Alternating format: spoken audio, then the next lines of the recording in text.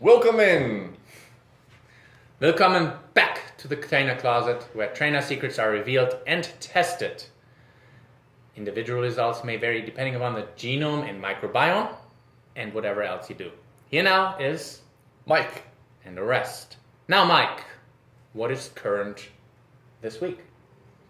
Current in fitness. So our gym just got a really awesome hot yoga studio, and I want to get more into yoga. I want to increase my flexibility, increase my body awareness, have a meditative practice as part of my workout program. But I don't want to just be the sweaty guy in yoga class that doesn't know what he's doing. So I started training one of the yoga instructors once a week, and she trains me once a week. And I'm trying to master all the different yoga poses so that I can maximize my benefits from the yoga class. Oh yeah, that's great. The one thing I would say to that is I always like that I actually do not like that they always say flexibility in yoga. I mean, there's a certain part that there is flexibility involved, but I don't think that the main focus in yoga is flexibility. It's just a, so to speak, side product of actually becoming, more ready to meditation. And that is exactly what I've been starting to do again. I've always believed in the yin and yang of things, like evening things out. And in our world, a lot of our time is spent in the sympathetic area. You were smiling because I did say it almost right, or close. Orest's German accent Oh my is God. a little hard to understand sometimes. So he meant sympathetic nervous system. Sympathetic, that's what I said. What did I? No, You were close. I mean, You were close. you can rewind this and see. And anyways, so we spend a lot of time in the sympathetic area, and probably not enough time on the parasympathetic. Parasympathetic. Now you have me all screwed up. Closer.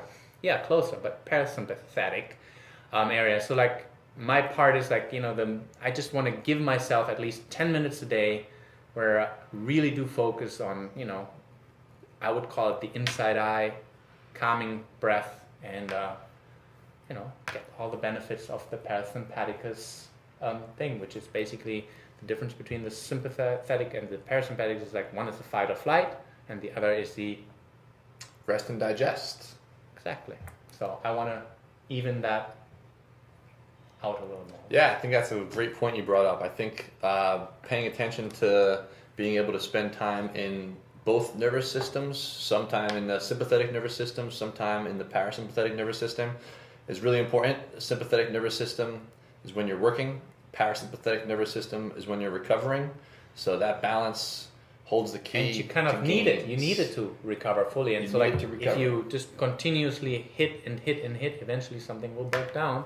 And in order to get, and by the way, when do you build all the muscles? While you sleep and rest. That's when you cash your paychecks. You Exactly. earn your paychecks in the gym and you cash your paychecks while you're sleeping. So if you're not getting good rest, then all the work that you're doing in the gym isn't laying down new muscle fiber, new tissue. So you're not getting the gains. So if there's one takeaway, just remember sympathetic nervous system, fight or flight, parasympathetic nervous system, rest and digest. Balance is key. Now to the next topic, which would be Our next topic is reps. We're going to talk about reps today. because, when one of the biggest questions that we always get asked is like, oh, I want big biceps. How many reps do I have to do? So how would you respond to that? I would say it's the number one question that people ask when they're doing their initial training sessions when they're not really sure what to do. So And they kind of want to just have that information and then just go by themselves and do it all by themselves. I want just like, okay, this is the number one secret that a trainer can give me. yeah, If I just master that, then I'm all done. So what is your response? my response is it's specific to the person and it's specific to the desired goal.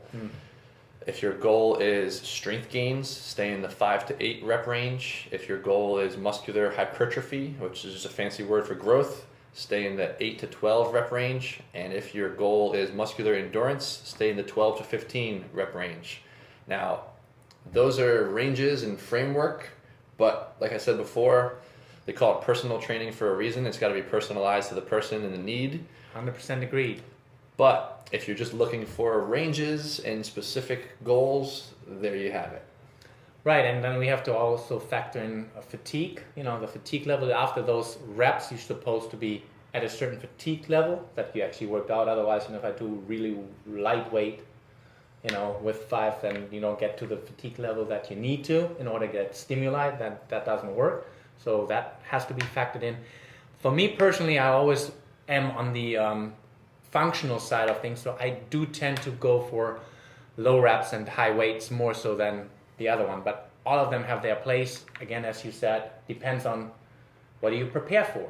Do you want to prepare for, I don't know, a long distance run? Then probably powerlifting is not your, bread and butter, but eventually I think you should have it in there just because the stimuli on the nervous system is there, and balance, all these things are stimulated